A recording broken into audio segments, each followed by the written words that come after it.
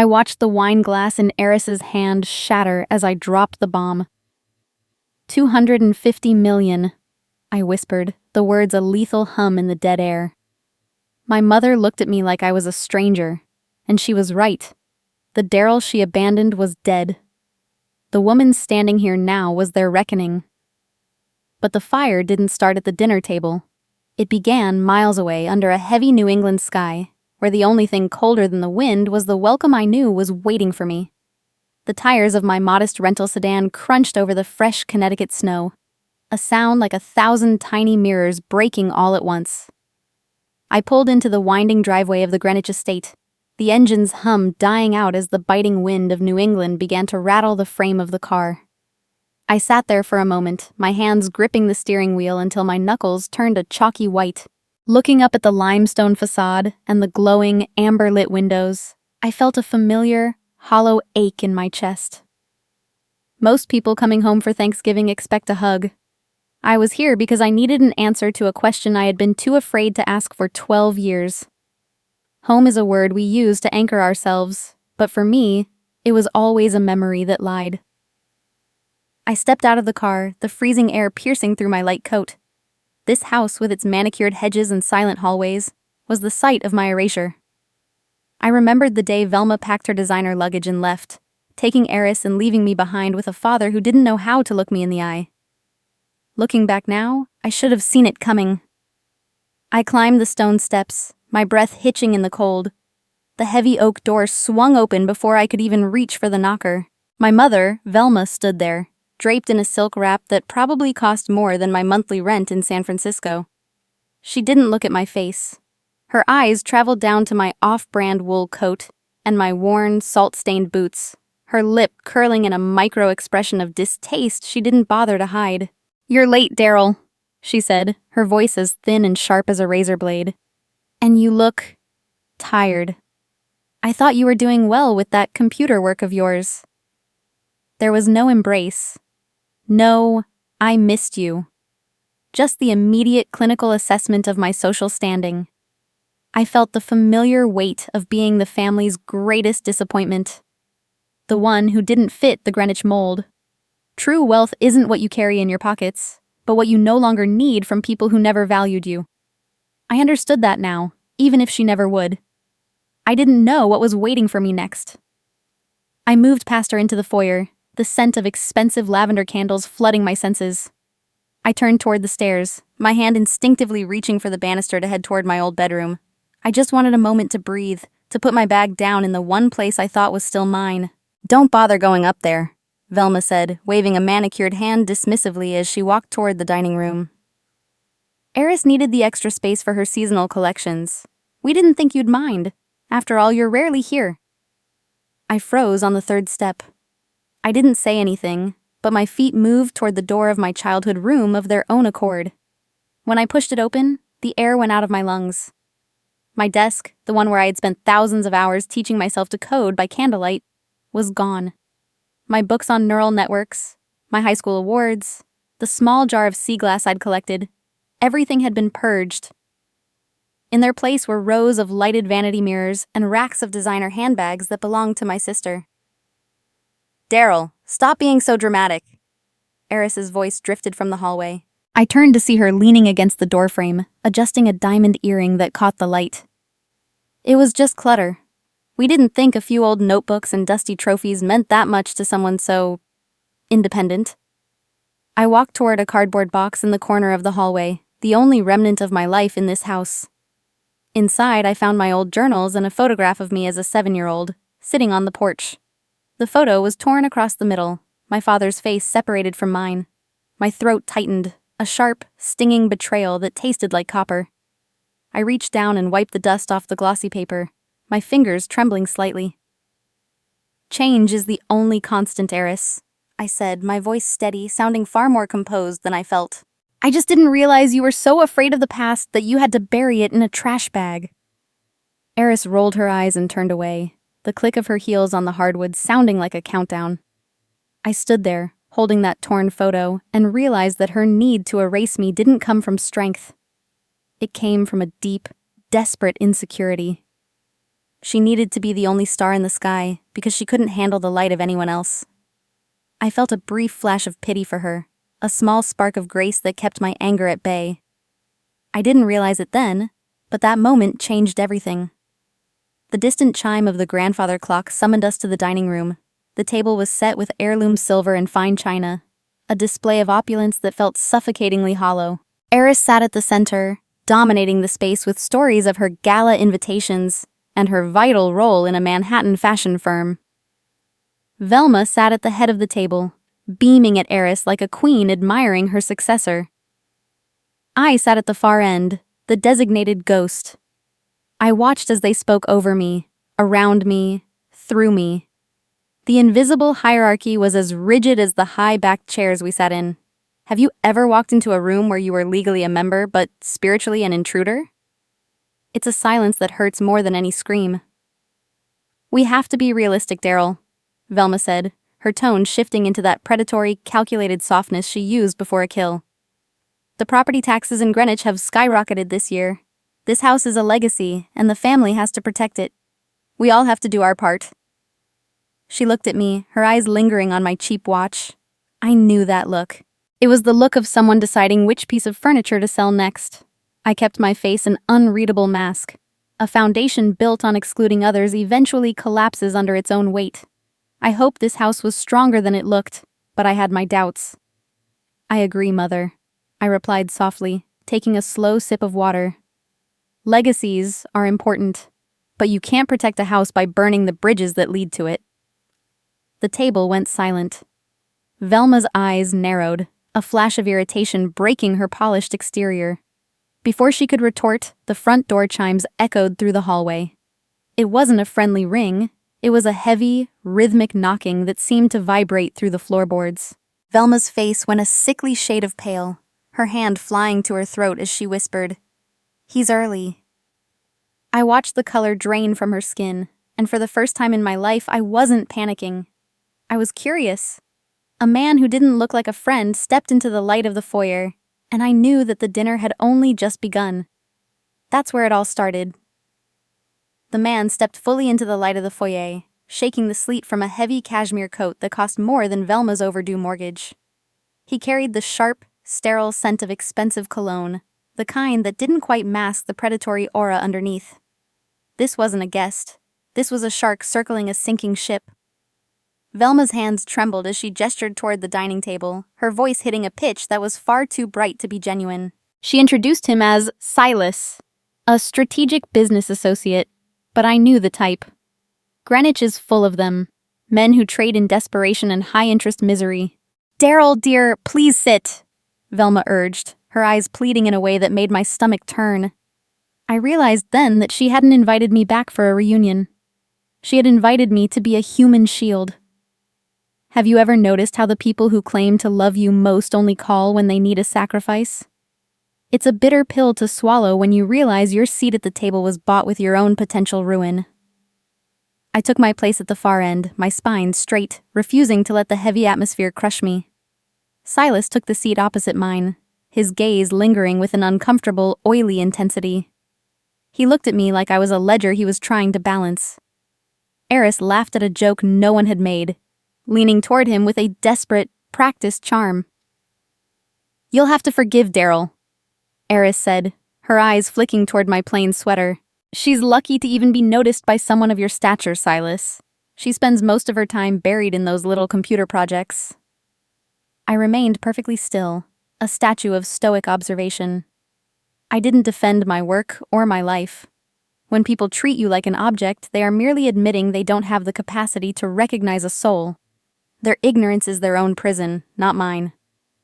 I watched Velma pour Silas a glass of wine, the bottle clinking against the rim of the glass with a telltale rattle.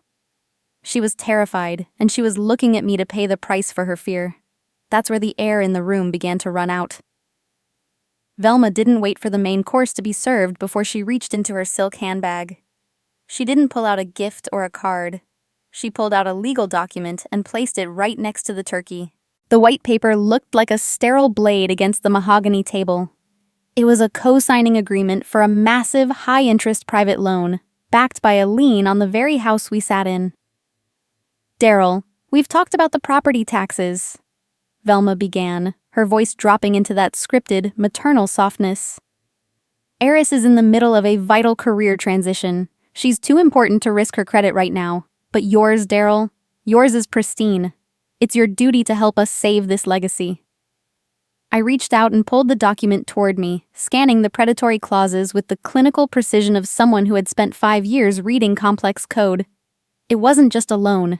It was a financial death warrant. It would tie my income, my assets, and my future to Silas for the next 3 decades. It was a trap designed by my own mother to ensure I never left the orbit of her failures.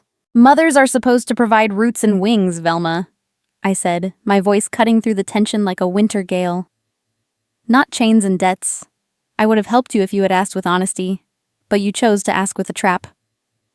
I felt a flash of pity for her then, a hollow sadness that she saw me only as a credit score. Looking back now, I should have seen the desperation in her eyes for what it really was. I pushed the pen back across the table, the metallic click of it hitting the wood sounding like a closing cell door. I didn't sign. I wouldn't sign. I chose my own freedom over her greed, and I could see the moment the mask slipped from her face. I didn't know what was waiting for me next. Eris exploded instantly, her fork clattering against her plate. You ungrateful, selfish brat! You sit there with your hobbies and your little app while Mom struggles to keep a roof over our heads. You owe her for every year she put up with you. Silas leaned forward, his elbows on the table, a veiled threat dancing in his dark eyes. You know, Darryl, Greenwich is a small town.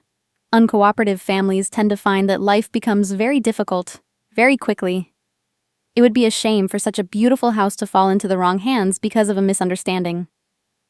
Velma looked at me with eyes full of a cold, festering resentment. She didn't see the daughter she had abandoned. She saw the reason for her impending ruin. She blamed me for the catastrophe she had spent years building with her own hands. I realized in that moment that the debt she claimed I owed for being born was a ledger that could never be balanced. True gratitude is a gift, not a ransom. I stood up slowly, clearing my own plate as if I were a stranger in a diner. It was a simple, grounded action, a declaration that I was no longer playing their game or living by their rules. I didn't need to shout to be heard. My silence was the most powerful thing in the room. I could feel Silas's eyes burning into my back as I turned toward the kitchen, my footsteps steady on the hardwood. As I reached the doorway, Silas leaned in close to Velma, his voice a low, triumphant murmur that he didn't care if I heard. He whispered a single sentence to her, and I saw her face transform into a dark, victorious smile. The chill that ran down my spine had nothing to do with the Connecticut winter.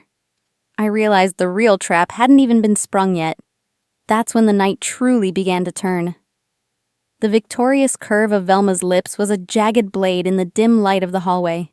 I retreated towards the kitchen, my footsteps silent on the rugs that had witnessed decades of my family's quiet erosions.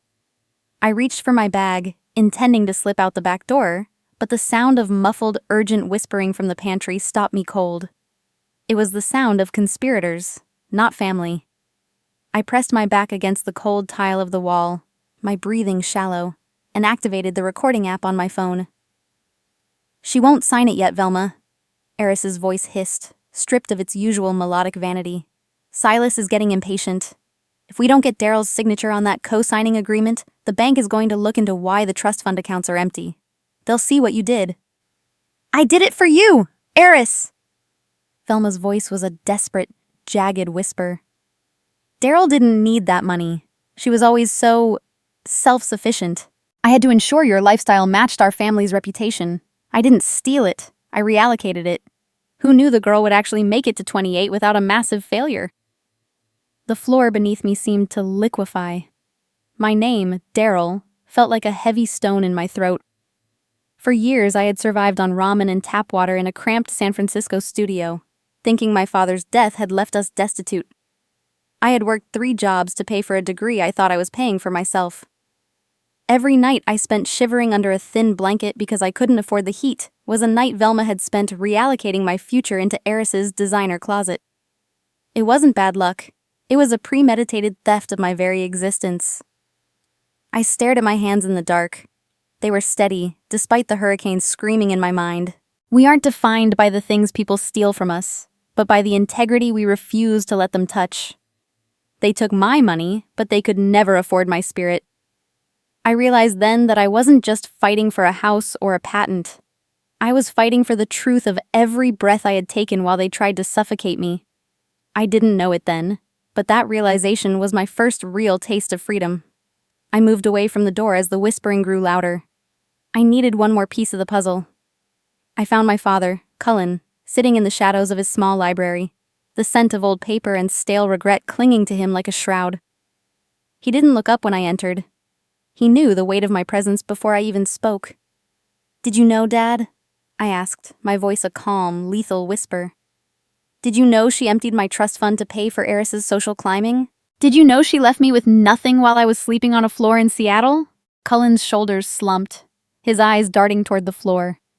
He looked like a man who had spent his entire life apologizing for a crime he didn't have the courage to stop. "Darryl, please. I was just so tired, Velma. She has a way of making everything feel like a crisis. I just wanted peace. I thought if I stayed quiet, it would all just go away." The silence that followed was the loudest betrayal of my life. Peace at the expense of the truth is just a well-decorated lie. My father wasn't a victim. He was a silent partner in my erasure. I realized in that moment that when the people who should have been your floor become your ceiling, you have to learn to fly on your own. Looking back now, I should have seen that his weakness was just as dangerous as Velma's greed. I reached out and gently touched his shoulder, not to comfort him, but to say goodbye to the version of him I had tried to love. "I'm not angry that you didn't save me, Dad," I said, my voice heavy with a grief that had finally found its bottom. "I'm just sad that you couldn't save yourself, but I'm not staying in this cage with you anymore." I turned and walked back toward the foyer, my car keys a cold weight in my palm. But as I reached the heavy oak door, a shadow blocked the light. Silas was standing there, his arms crossed, his silk tie loosened just enough to look menacing. He tossed a set of keys onto the marble floor. My keys. They skittered across the stone with a hollow metallic ring. "Leaving so soon, Darryl?" Silas asked, his voice a low, vibrating growl. "Your mother mentioned you might be feeling impulsive, but we have negotiations to finish. As long as you're under this roof, enjoying this family hospitality, we have matters of debt to settle. Debts that have your name written all over them." I looked him directly in the eye, my face an unreadable mask of iron. "You think you've trapped me in a house, Silas. You don't realize you've trapped yourself in a room with someone who has nothing left to lose and everything to gain." I didn't blink. I didn't falter. I reached into my bag and felt the leather texture of the folder containing my AI patent. To them, it was just a worthless paper. To me, it was a nuclear option. "I think you've mistaken my silence for submission," I said, my voice a calm blade. "But I've spent my whole life learning how to navigate the dark. You're just a man with a contract. I'm the one who wrote the code for the future." The air in the foyer was electric, thick with a tension that felt like it might shatter the heirloom vases lining the hall. I wasn't the invisible daughter anymore. I was a strategist. And I was about to show them exactly what happens when the person you ignore becomes the person you depend on. Just then, Eris stepped into the hall, a smug, jagged grin on her face.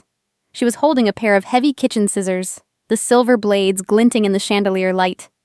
She walked toward me with a slow, deliberate pace, her eyes fixed on the leather folder in my hand. "Let's see what's actually inside that precious little folder of yours, shall we?"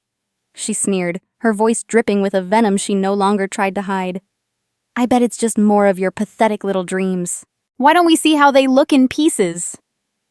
I watched as Eris reached for the folder, her fingers twitching with the urge to destroy. She had no idea she was about to pull the pin on a grenade that would level their entire world. I didn't pull back. I didn't scream. I just waited for the moment the fire would start. That's when the night truly began to burn. The tension in the foyer was a physical weight, thick enough to choke the life out of the room. Eris didn't wait for an answer. She lunged forward, the silver blades of the scissors glinting with a predatory hunger as she snatched the leather folder from my grasp. I simply let her take it, watching with a hollow, stoic detachment as she paraded back toward the dining room like a hunter with a fresh kill. Looking back now, I should have seen that their arrogance was the very thing that would blind them to the coming fire. "Let's see what Darryl is so desperate to hide," Eris announced, her voice dripping with a cruel, performative theatricality. She didn't bother to sit down. She stood at the head of the table, fumbling with the brass latch of the folder while Velma watched with a sickening, expectant grin. Silas leaned back, swirling his wine, his eyes fixed on me with the cold curiosity of a man watching a bug under a glass. Eris pulled out the thick stack of papers. My AI patent. She didn't read the technical diagrams or the complex algorithms that had cost me 5 years of sleep. Instead, she let out a sharp, jagged laugh. This is what you are protecting? Diagrams that look like a child's scribbles?" In a move of calculated, biting irony, Eris didn't return the papers to the folder. She fanned them out across the mahogany table, positioning a heavy, grease-stained plate of turkey directly on top of the primary neural network schematic. I watched as a dark, oily stain began to seep into the parchment. It was a visual execution of my dignity. Every line of code, every breakthrough I had bled for, was being used as a placemat for their gluttony. Have you ever stood in a room where your entire life's work was treated as trash? It is a silence that rings louder than any shout. I felt the sharp sting of insulted dignity, but I maintained my iron mask. A diamond doesn't lose its value because a blind person calls it a pebble. Their disrespect was a reflection of their character, not my worth. "Is the turkey to your liking, Eris?" I asked, my voice terrifyingly calm, cutting through her laughter like a scalpel. I showed a level of grace that made her cruelty look primitive and small. I'd hate for my scribbles to ruin the flavor of such an expensive meal. Eris stopped laughing, her eyes narrowing at my lack of reaction. She scoffed, poking at the greasy paper with the tip of her knife. "Who would buy this worthless piece of paper, Darryl? It's just code. It's not real. Real business is what I do. Tangible assets, social standing, power. This is just a hobby for a girl who couldn't find a place in the real world," Velma chimed in, her voice a sharp, rhythmic accompaniment to Eris's disdain. She looked at Silas and then back at me, her expression full of a biting, maternal pity. "Listen to your sister, Darryl. At least Silas offers us a real solution to the mortgage. Your AI won't pay the property taxes on this house. You're just a dreamer who failed to wake up, and now you're trying to drag us all into your sleep." I took a slow, deliberate sip of water, letting the cold liquid settle my nerves. I was being given every reason to scream, to defend the brilliance of my work, but I chose to let them finish their performance. I wanted them to reach the absolute peak of their arrogance. Knowledge is a quiet power. Ignorance is a loud weakness. It's fascinating how the people who understand the least are always the loudest about what things are worth. I remained the quietest person in the room, a predator waiting for the exact moment the trap would snap shut. Silas broke the silence, his voice a low, droning bass of impending disaster. He started discussing the terms of the co-signing agreement again, treating my future as if it were already his property. He mockingly offered me a job as a secretary in his firm if I behaved myself after the house was secured. I noted every detail of their collusion, the way Velma's eyes lit up when Silas mentioned his percentage of the house's equity. They had already sold me out before I even stepped through the door. "You know, Silas," I said, leaning forward until the light of the chandelier hit my eyes, making them glint like cold steel. "Under Connecticut law, a contract signed under duress or through fraudulent misrepresentation of debt is void ab initio. It means it never existed in the eyes of the court." Silas laughed, a hollow, grating sound. "Book learning doesn't work in Greenwich, Darryl. Here, the person with the most to lose is the one who signs, and you have everything to lose." I didn't answer him. Instead, I reached into my pocket and pulled out my phone. I didn't look at them. I opened a live ticker on a private portal, my eyes tracking the final confirmation of a global transaction. The progress bar hit 99%. The board of directors in Zurich had signed. The escrow account was being flooded with capital. I felt a surge of unbreakable iron will. I didn't realize it then, but the worthless paper under Eris's dinner plate was about to become the most expensive thing she had ever touched. I looked up from my phone, my gaze locking onto Eris with a predatory focus that made her smirk falter. The air in the room seemed to freeze. I didn't look like the invisible daughter anymore. I looked like the master of the house. I let a beat of silence stretch until it became agonizing, until the only sound was the grease dripping from the turkey onto my patent. "You asked who would buy this worthless piece of paper," I said, my voice barely above a whisper, yet it filled every corner of the room. I stood up slowly, my chair scraping against the hardwood with a sound like a closing vault. "I think it's time we talked about what that paper is actually worth. Because the world just decided it's worth a lot more than this house, Silas. A lot more than this family." The dining room fell into a silence so absolute, it felt like the air had been vacuumed out of the house.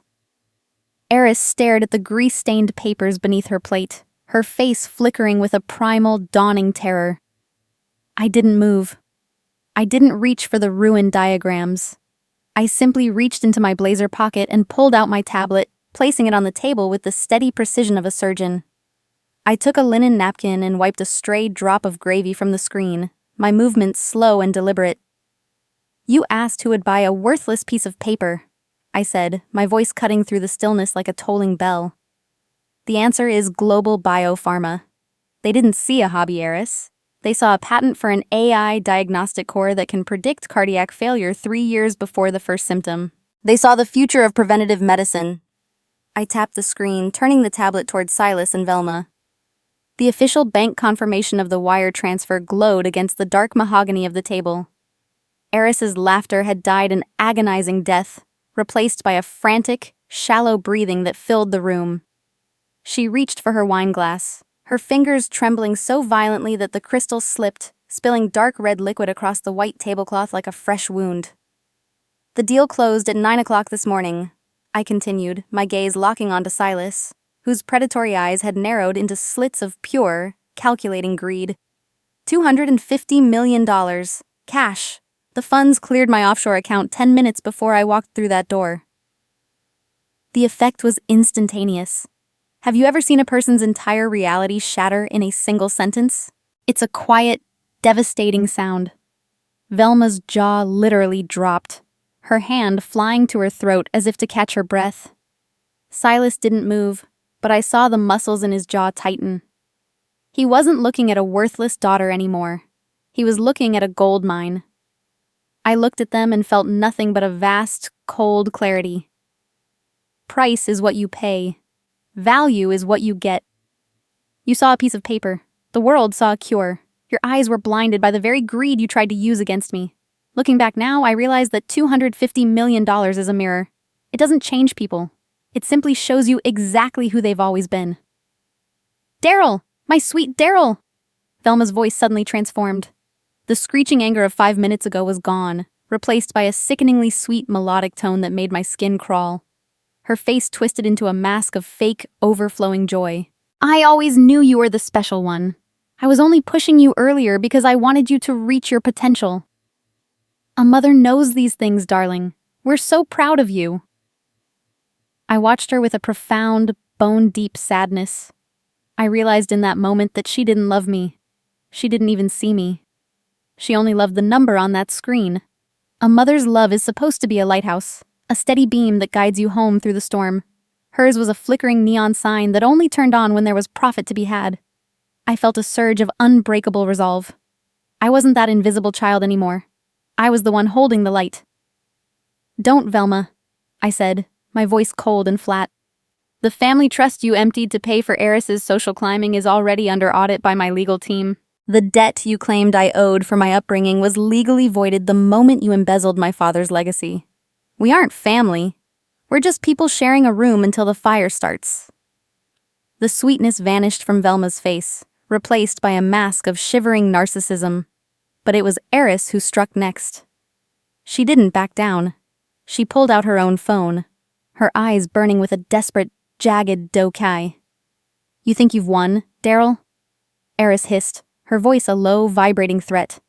"I've been recording this entire dinner. I have hours of footage of you being unstable and hostile. And I have enough inside info from my firm to create a deep fake audio that makes it look like you stole this algorithm from our R&D department. I'll tank your deal. If I don't get $100 million in an escrow account by midnight, I'll send the file to the biopharma board. You'll be a fraud before the sun comes up. I looked at the sister who shared my blood but possessed no soul. To destroy someone else just to save yourself is the ultimate confession of failure.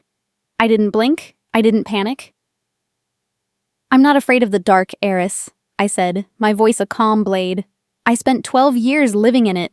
I invented the light while you were busy trying to steal the candle. The industrial, dissonant tension in the room reached a breaking point. Silas stood up, his massive frame casting a long, dark shadow over the table. He walked toward me with a slow, heavy tread and placed a hand on my shoulder. His grip was tight, a physical claim on my autonomy. The girl's right, Velma, Silas growled, his voice a low bass of impending disaster. This much money needs professional management. A girl like Darryl, she's too young to handle this kind of weight. We're going to sit back down, and we aren't leaving this house until we reach a new, permanent arrangement.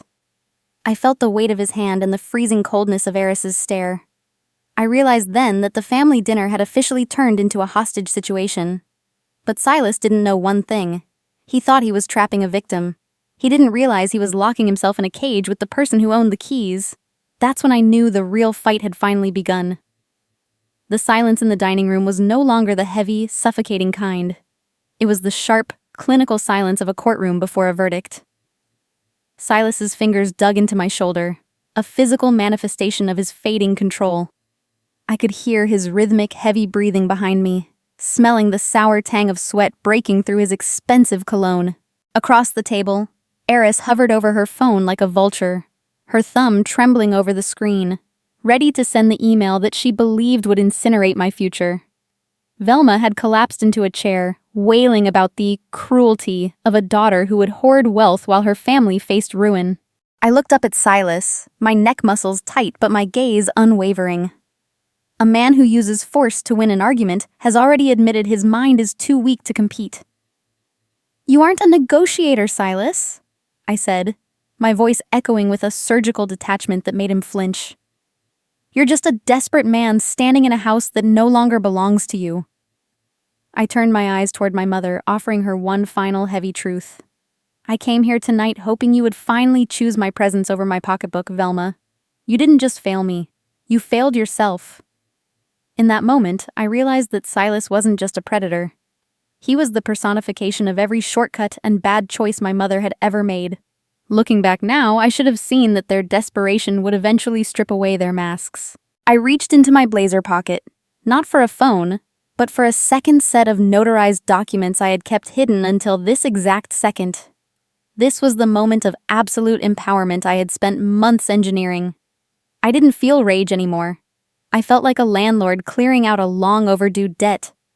I slid a legal notice and a deed transfer across the grease-stained tablecloth, right over the spot where the turkey fat had pooled. I didn't just sell a patent this morning, I announced, my voice a calm, lethal blade. I spent the last 48 hours buying up every cent of Velma's defaulted debt through a shielded LLC. Every lien, every late mortgage payment, every predatory loan you tried to broker, Silas, I own them all. The shock on their faces was a masterpiece of clinical ruin. I explained that as the primary lien holder, I had already filed for an expedited foreclosure. Under Connecticut law, Silas's contract was legally unenforceable because it was based on fraudulent debt disclosure. Velma was no longer the owner. She was technically a tenant at will in a house that belonged entirely to Darryl. I turned to Eris, who was staring at her phone as if it had turned into a snake. Send the email, Eris, I said, my tone flat and icy.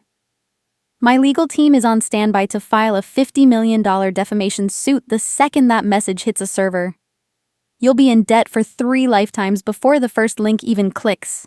You aren't just losing your room, you're losing your future. Justice isn't about hurting those who hurt you, it's about ensuring they can no longer use their darkness to dim your light. I watched the realization sink into her eyes. The golden child was finally seeing the bars of the cage she had helped build. The music of the night shifted then, the dissonant industrial thrumming replaced by a quiet, victorious piano melody in my mind. Silas, a man who survived by sniffing out weakness, finally recognized that he was outmatched. He slowly released my shoulder, his hand sliding away like a retreating shadow. Without a word, he turned and exited the house. the heavy oak door clicking shut behind him. He knew when a hunt was over. He left Velma and Eris standing in the wreckage of their own greed, alone in a mansion that had become a ghost ship. Velma fell back into her chair, her eyes darting around the room as if searching for a hidden exit.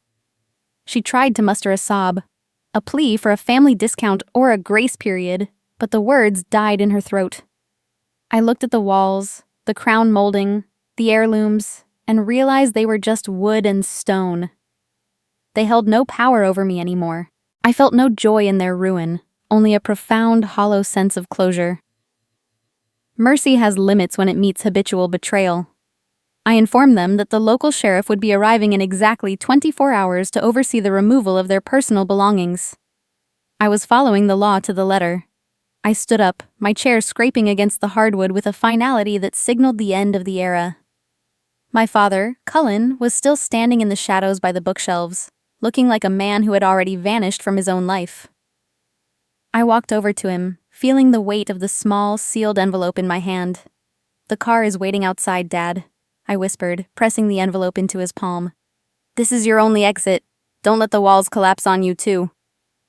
I walked toward the front door without looking back. I could hear Velma starting to scream at Eris, and Eris screaming back, their voices echoing through the halls like the ghosts of Greenwich they had become. I stepped out into the freezing night, the air finally feeling clean. The heavy oak door of the Greenwich estate clicked shut behind me, the sound final and hollow against the biting winter air. I stood on the porch for a heartbeat, watching the sleet dance in the glow of the porch light, my breath blooming in white clouds that vanished as quickly as my family's loyalty. I had taken back everything they tried to steal, not through malice, but through the sheer, undeniable weight of the truth. I felt a strange, expansive lightness in my chest, a sensation of gravity finally letting go. The air outside the mansion didn't just feel clean, it felt like the first breath I had ever truly taken for myself. I turned to look at Cullen, my father, who stood just inside the threshold, half shrouded in the shadows of the foyer.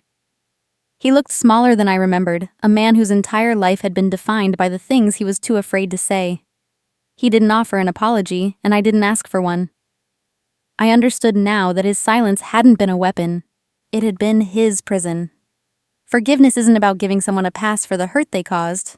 It's about giving yourself the peace to stop waiting for a change that will never come. I reached out and touched the wood of the doorframe, a silent goodbye to the house and the ghost of the daughter I used to be. "Dad," I said, my voice steady and devoid of the old tremors of seeking approval. I handed him the small, sealed envelope I had prepared. Inside was a one-way ticket to Montana, where his sister lived, and a modest monthly stipend that would ensure he never had to rely on Velma's predatory whims again. It wasn't a bribe for his love. It was a lifeline for his dignity. You cannot build a future if you are still trying to repair a house that was meant to burn down. Choose your life, Dad. Not your fear. Montana is waiting. I realized then that I could provide him with comfort, but I couldn't provide him with the courage to be free. That was a journey he had to walk alone. I turned my back on the house and began the walk down the driveway. Behind me, the front door burst open again. Velma ran onto the porch, her silk wrap fluttering like the wings of a trapped bird. Her voice was a shrill, jagged scream that cut through the silence of the Connecticut night, accusing me of ingratitude and cruelty for evicting my own mother. I didn't stop. I didn't shout back. I didn't even look over my shoulder. I simply kept walking toward the gate, my footsteps rhythmic and purposeful on the fresh snow. I stopped for only a second at the iron gates, looking back at the glowing mansion one last time. "I am not evicting you because I hate you, Velma," I said to the wind, knowing she couldn't hear me over the sound of her own entitlement. "I am evicting your influence from my life. This house was a cage for us both. I'm just the only one who realized the door was open." In the second-floor window, I saw Eris's silhouette. The golden child was standing in the dark, watching me leave, finally realizing that she was trapped in a crumbling estate with a woman who only loved what people could provide. Meanwhile, Darryl, the invisible daughter, owned the world. I stepped into the waiting black car, the interior warm and silent. As the driver pulled away, I didn't check my bank balance or scroll through the news of the patent sale. I simply closed my eyes and breathed in the quiet of my own victory. You win not by destroying them, but by outgrowing them. I had outgrown the need for their applause, and in doing so, I had become invincible. Looking back now, I should have realized that the real treasure wasn't the $250 million. It was the fact that I no longer cared if they ever saw me. Months later, the snow had long since melted. I was standing on a rugged cliff overlooking the Pacific coast, the air fresh with the scent of salt and cedar. The sun was a low, orange orb hanging over the infinite horizon, casting long golden shadows across the grass. The $250 million was no longer a bomb meant to level a dining room. It was the fuel for a foundation I had built to protect children who had been erased by their own families. There is a profound beauty in resilience. The most beautiful people are those who have known defeat, known suffering, and have found their way out of the depths. I looked into the distance, my mind reflecting on the long, winding road from Greenwich to this cliffside. I wasn't a victim of my past anymore. I was the architect of my own future. Have you ever noticed how the people who try to make you feel small are always the ones who are most afraid of the dark? Sometimes the most loving thing you can do for a family that refuses to see you is to stop standing in their way so they can finally see themselves. Have you ever had to choose your own peace over someone else's chaos? I know many of you have been there. Tell me your story. I'm listening. My phone buzzed in my pocket, a soft vibration against my leg. I pulled it out and saw a message from an unknown number. I'm at the airport, Darryl. I chose Montana. A small, genuine smile touched my lips, the kind of smile that reaches the eyes. I didn't reply. I didn't need to. The cycle was broken. I put the phone back in my pocket and watched as the first star appeared in the darkening sky. True wealth isn't about the commas in your bank account. It's the ability to walk away from anything that no longer serves your soul. I was no longer the daughter they ignored. I was the woman the world could no longer overlook. I turned and began the walk back toward my new home, the sound of the waves a steady, peaceful heartbeat in the background. I didn't know what was waiting for me next, but for the first time in 28 years, I was finally home. I spent my whole life waiting for them to notice me, only to realize that the most powerful thing I could ever do was to stop noticing them. My worth was never their debt to pay. It was my empire to build. If you're standing in a house where you feel invisible, remember, you don't need their light to shine. You just need the courage to walk out the door. Have you ever had to choose your own peace over a family that refused to see you? I'm in the comments, and I'd love to hear how you finally found your way home.